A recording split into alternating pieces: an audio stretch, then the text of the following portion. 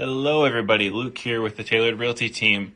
Welcome back to our third part of our 6-part video series on how to get your home ready to sell here in the spring market.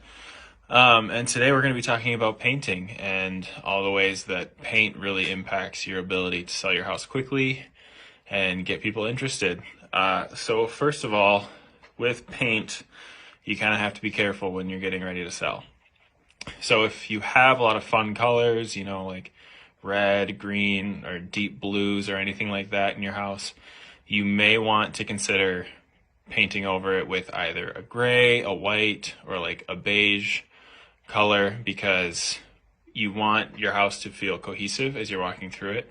So even if you love those fun colors, that's awesome, but you want it to be as easy as possible for buyers to walk into the house and be able to imagine how their furniture, how their decorations and decor are going to look and feel in the home.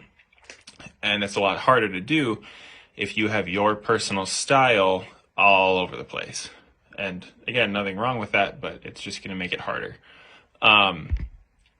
So basically, we recommend that you use like a gray color, like I said before, beige or white, and then say you're doing like a bathroom.